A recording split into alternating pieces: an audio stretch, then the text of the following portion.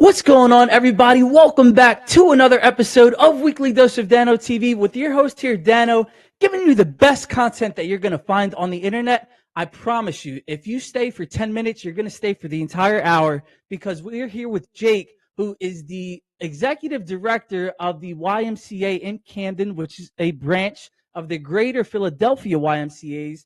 And let me tell you, his story has been absolutely incredible, traveling from coast to coast and impacting thousands and possibly even hundreds of thousands of kids across the nation. So I'm so happy to have Jake here with us for today.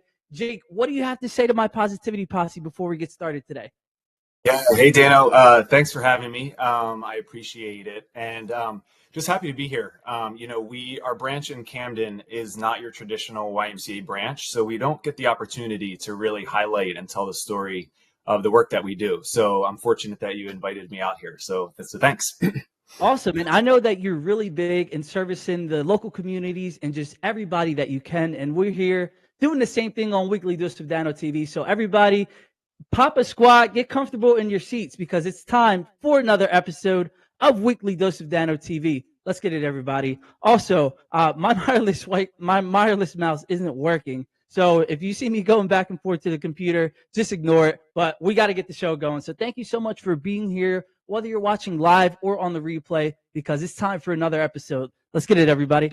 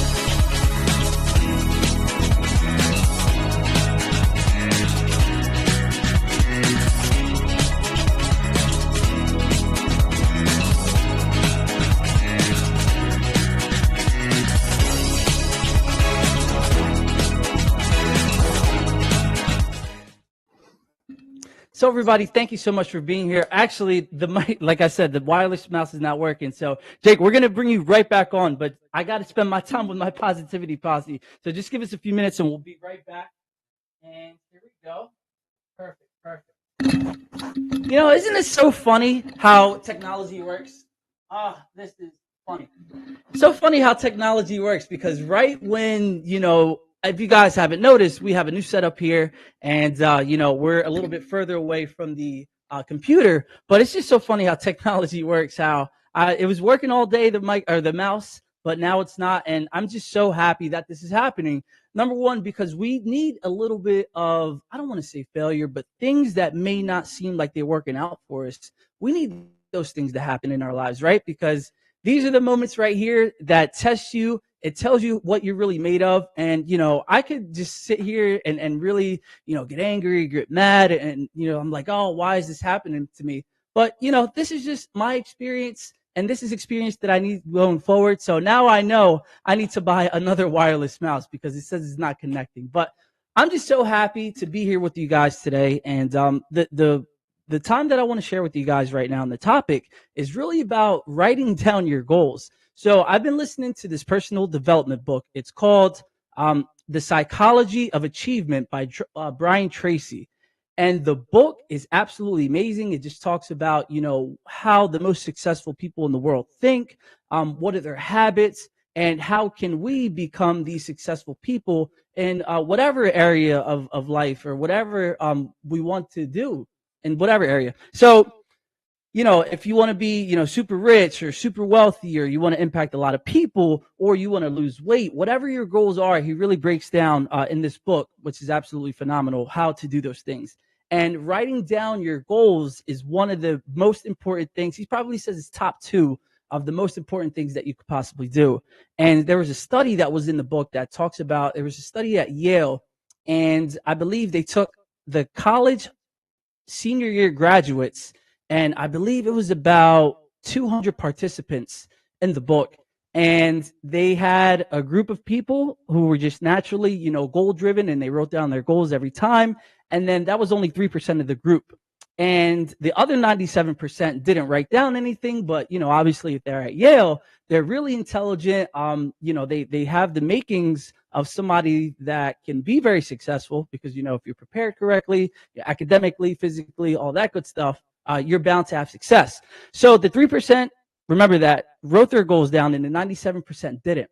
And years later, of the surviving members or the surviving students of that class, they found them again, reconnected with them, and took a study done that was on their their financial goals, or where they are in their career, family, all that good stuff. But really specifically was the monetary goal. And it turns out that the 3% of the students that wrote down their goals made more than the entire 97% all put together. And when I heard that, I was like, wow, it's very interesting. But as he talks about the psychology of everything, it's like a heat-seeking missile. And when we write down our goals and we're so focused on them, that is when we can start to develop a plan and take the actions. And I know a lot of people say that, hey, I like to go with the flow. You never know what's going to happen tomorrow. And yes, while I do agree with you, I used to be that way as well. While I do agree with that, you have to be open enough to see when the opportunities are coming, but you have to be focused enough to know what steps you need to take in order to receive those opportunities, right? Because you can't just sit at home all day and expect for somebody to just come to your door and say, hey, here's $1 million. No, it's about going to those meetings, or what we're doing right now, having Jake come on the show to share his experiences. And it's through these connections and these powerful times that we share with each other, specifically here on Weekly Dose of Dano TV, that is when we can find the great actions and the great things that need to happen in our lives. So make sure you're writing down your goals, whether that's, on a piece of paper, on a whiteboard. I have my whiteboard. I can show it to you guys because we are coming closer to the end of the year. So maybe in like 3 episodes from now, I'll show you what my goals are for next year. Actually, he says you shouldn't do that. So, but I'll share with you guys anyway. You're my positivity posse. I gotta share with you guys what's going on because I love you guys so much, and this wouldn't be possible without you. So, make sure you're writing down your goals and you are taking the steps to achieve whatever it is that you want to achieve in your life, because it is possible. There's thousands, possibly even millions of other people that are doing it. And if they can do it, you can too. We just need to learn how that it's done. So everybody, thank you so much for being here. I need you guys to drop some fire emojis, some hearts, anything that you have to drop to welcome Jake onto the show, because his story is extremely powerful. And I'm very excited that he is here with us today. So everybody, I love you guys. And now it's time to welcome Jake on with the same love that you give me. So everybody, drop it right now. And it's time to welcome Jake onto the show. Let's get it, everybody.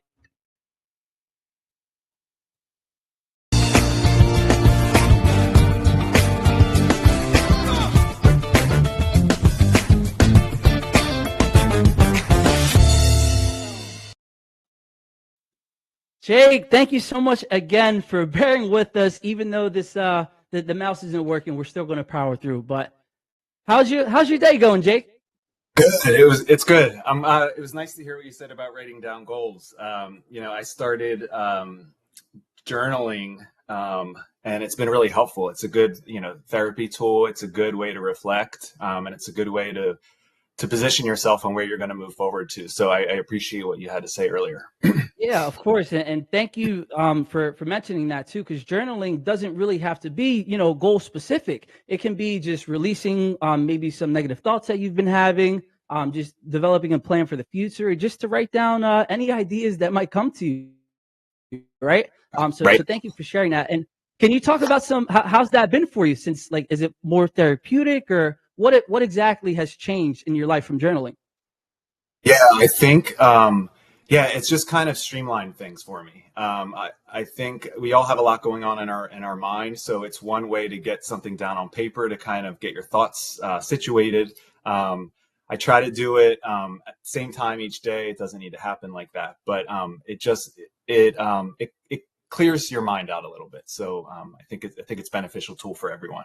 Oh yeah, and I've talked about journaling time and time again, and I've been getting a lot better at it, but not to where I want it to be. So thank you for sharing that. And as you guys see, I didn't pay Jake to say that; he just came on here and shared it himself. And they also say for everybody as well, if you want to journal maybe affirmations, I'm wealthy, I make this much, whatever it is that you want to journal. They say the first hour and the last hour of the day is the most powerful, and that's when it sits into the subconscious mind.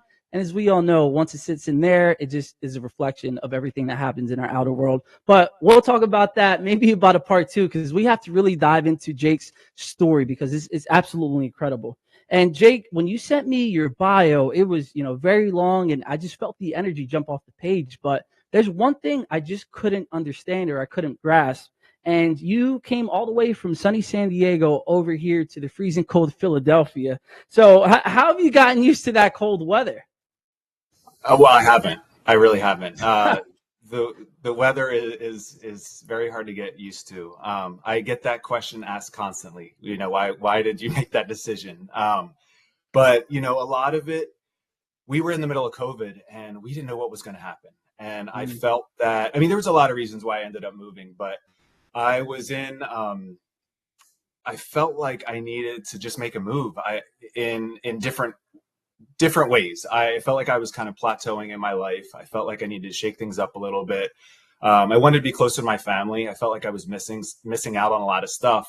It's not a quick plane ride back and forth. So, so I decided, you know what, let's do it. So, made the move in the middle of COVID.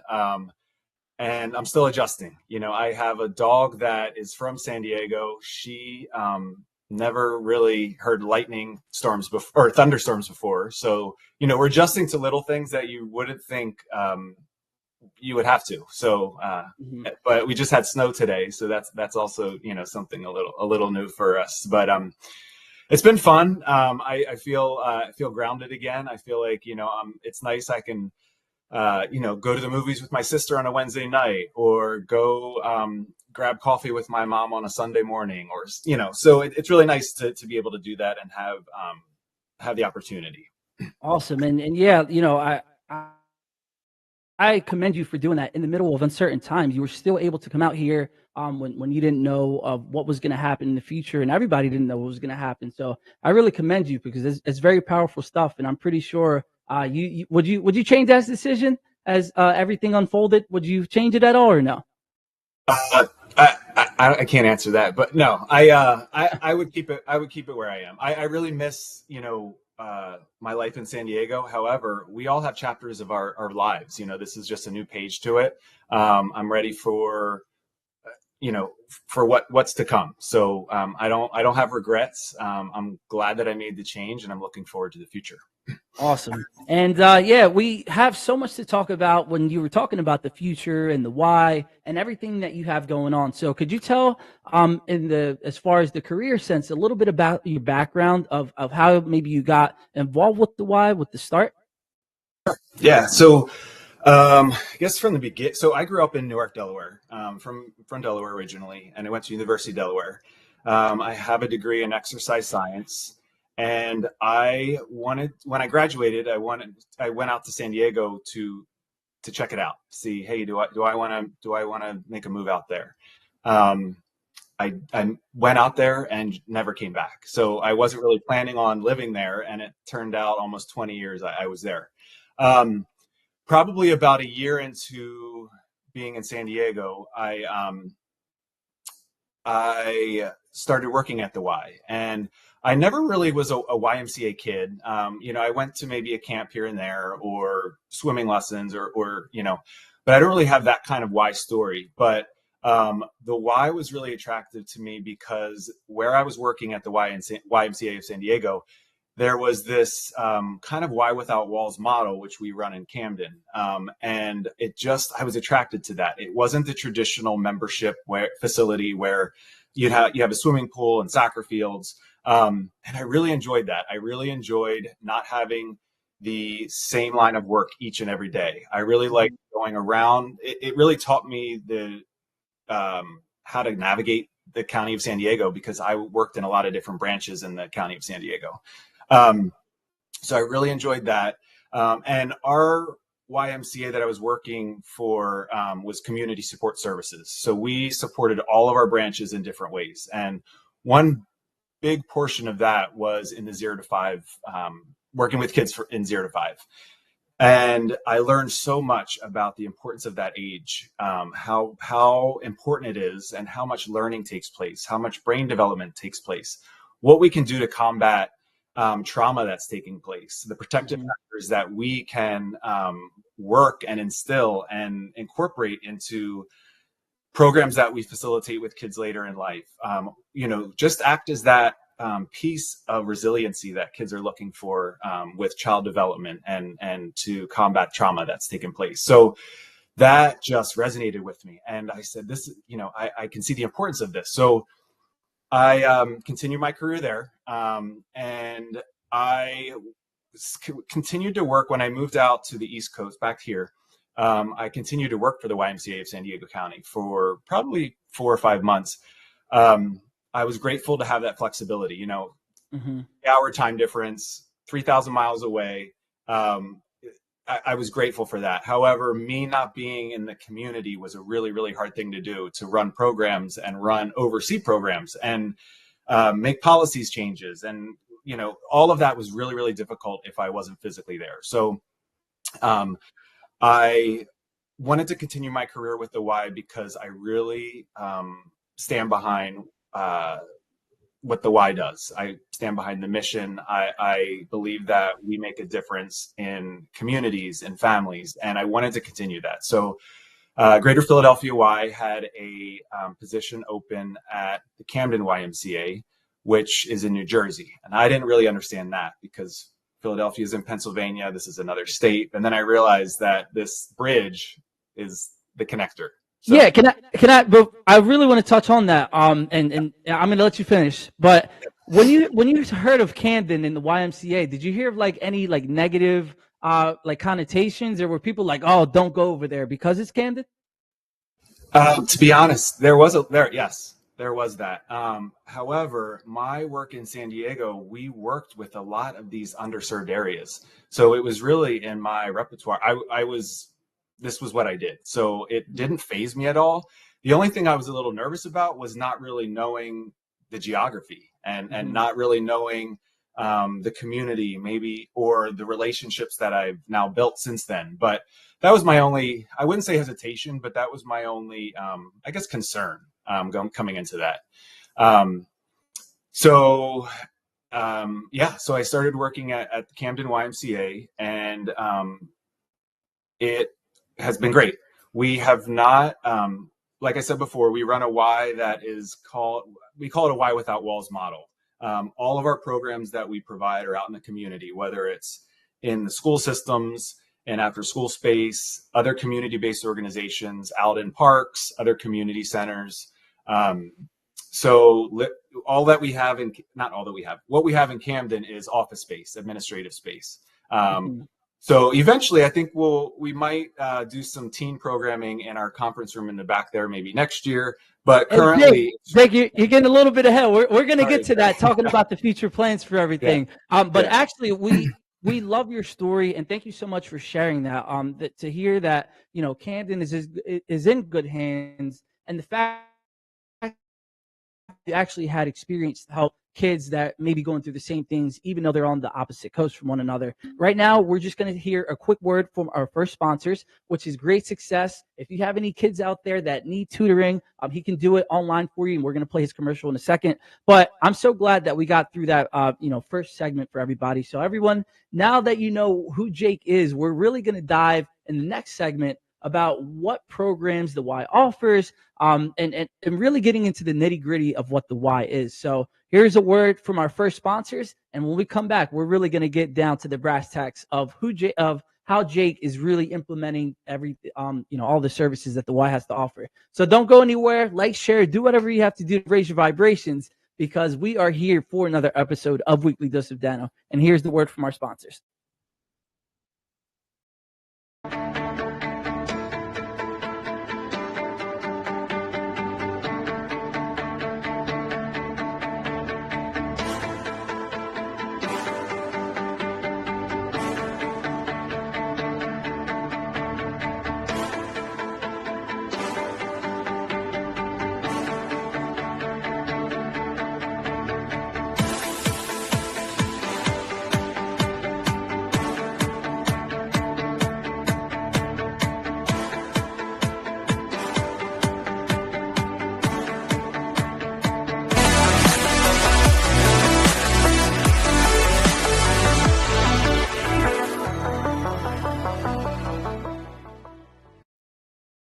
So everybody, welcome back. That was just a quick word from our sponsors, Great Success. I know that Mark Hoberman personally, he is the director of Great Success, and he's been around for over 25 years. I think the company's been around for over 30 years, and he has helped countless students as well. So if you need some ACT prep, just personal study habits, or just developing resiliency, please reach out to Great Success, because he's the man when it comes to all of that things, all of the things that we need to develop our kids in the academic sense, or even just the mental sense as well. So thank you to Great Success for sponsoring Weekly Dose of Dano TV. We really appreciate it. And now it's time to go back into the brass tacks of what Jake here is from the YMCA executive director to talk about everything that he has going on. So Jake, when it comes to the coast, the East Coast and the West Coast, you have experience in both, but what has been kind of the biggest challenges or the biggest differences that you've seen in these kids from both coasts?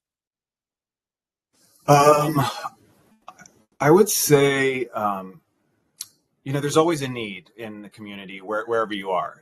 The need changes. What I see a lot in Camden, well, everywhere, is really access to healthy foods. That's really a big thing in Camden that I am really trying to make a difference in. I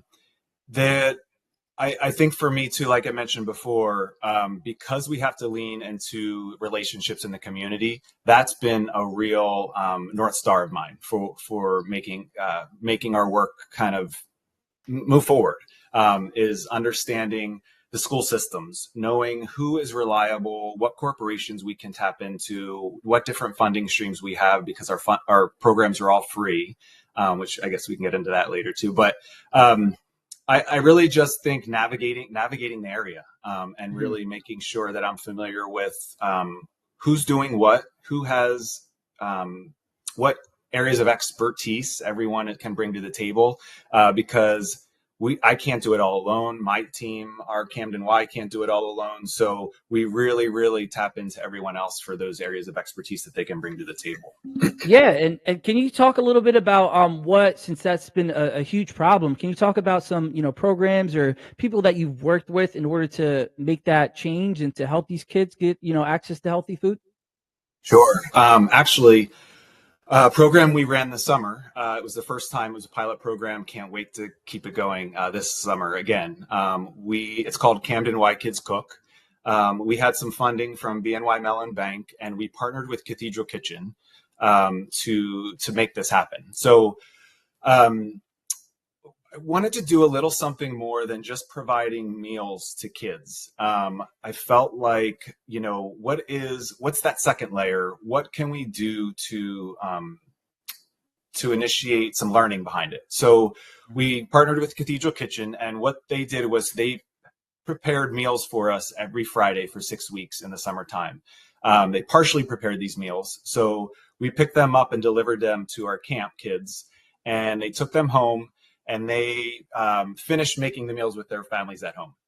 Each week had a different kind of cuisine, Mexican, Italian, and each meal kit had a recipe card that was prepared, or that was developed by Cathedral Kitchen, that showed these kids how to make and finish off the meals at home. We also asked them, to share on social media. But the hopes of this program for me was kids were, it was educational piece.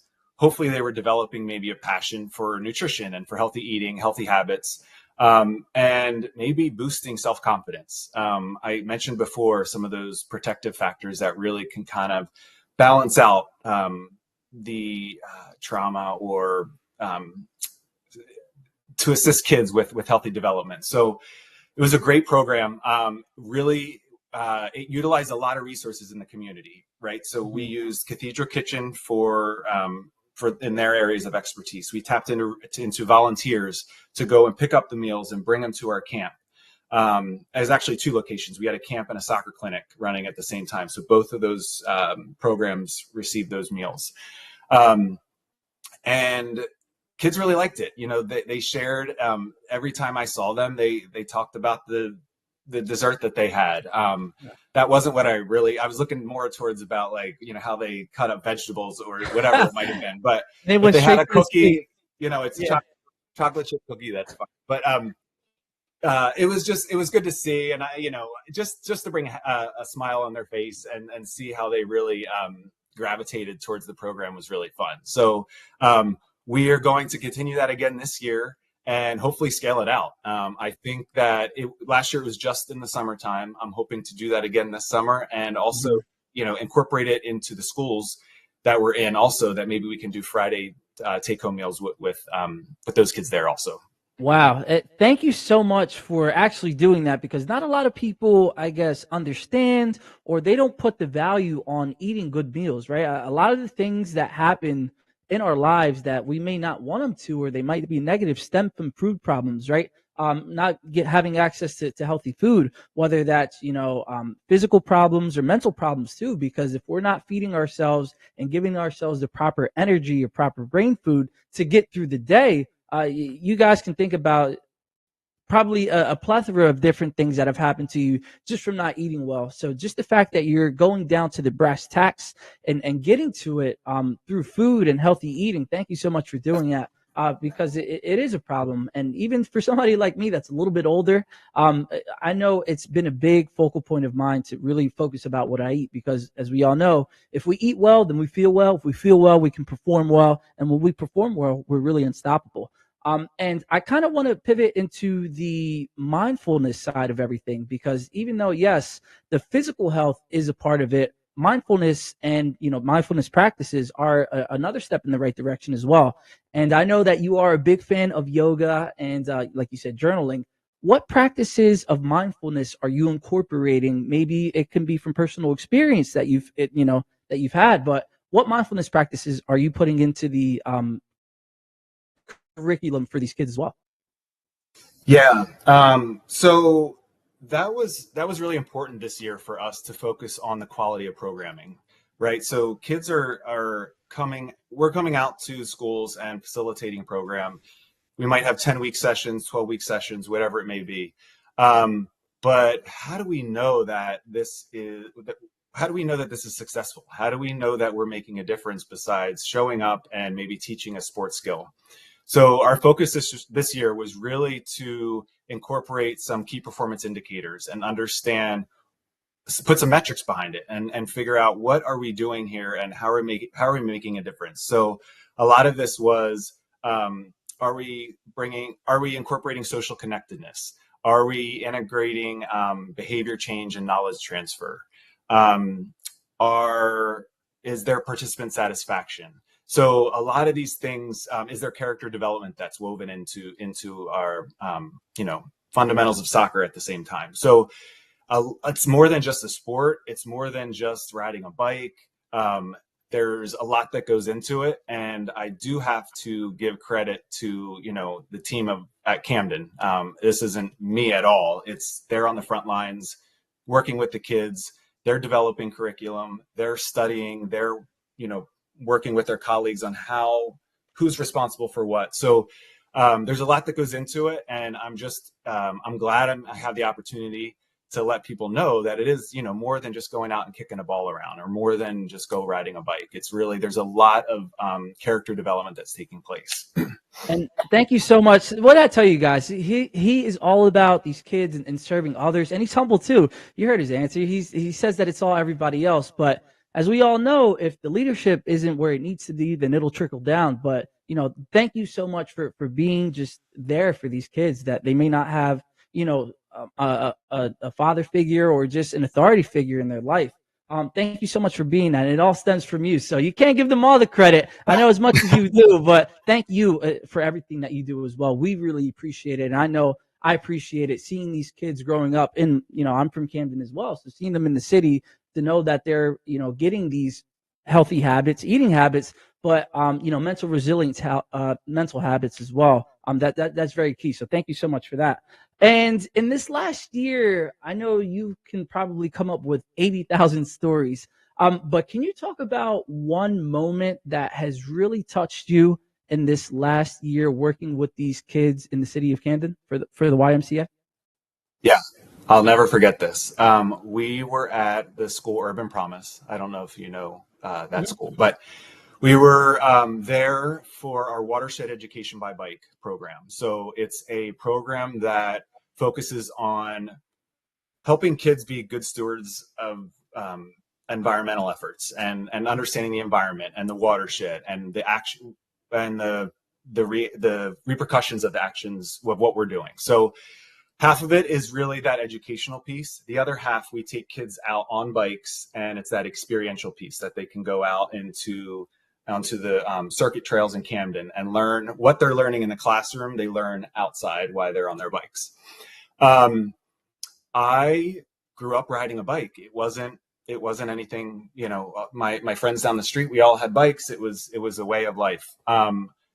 I went out to support our web program this one particular day because they needed some extra hands on. They were taking kids out on the bike, and there was more kids that didn't know how to ride a bike than there were kids that did.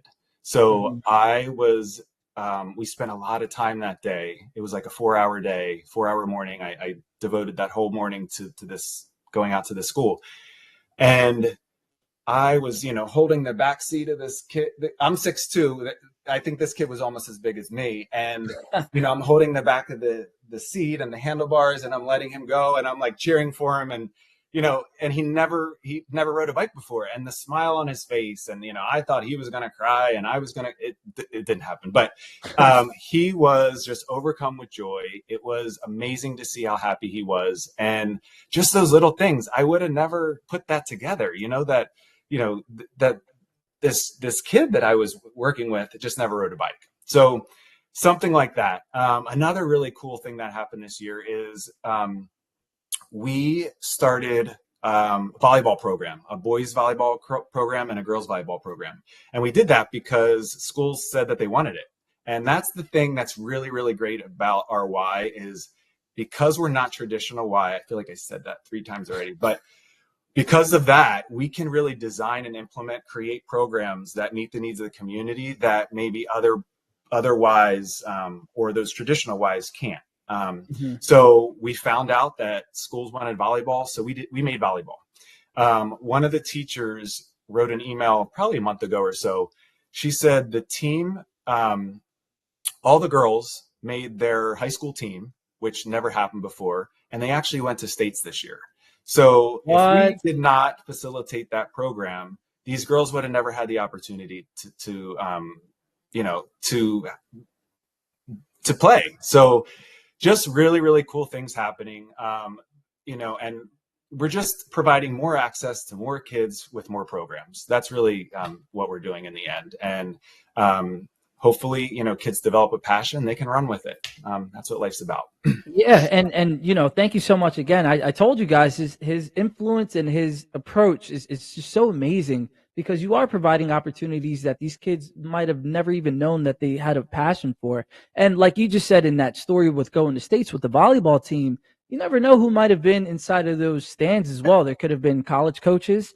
There could have been professional teams if they do have those. I'm not sure if any, teams off the bat, but it's just giving them a sense and a safe space to understand that no matter what they're going through, they can always have a healthy outlet to really, put all their struggles or their anger or anything that they might be going through into healthy habits. And that's so important because you're just providing opportunities and you never know what opportunity. It doesn't even have to be in the sports field. Like I just said, if there's somebody in the crowd that maybe is going to give them a job opportunity or just to be a friend. It doesn't have to be anything super life transforming, but that all doesn't happen if you're not there. So thank you so much for doing that as well. And I know sports is a big outlet for you for these kids as well. And I know for me growing up, speaking about riding the bike, I did have a bike, but I wasn't allowed to ride past the corner because, it's a dangerous city, things like that. But sports for me I still play basketball to this day, and I still keep relationships with the kids that I've played with before. So why is sports so crucial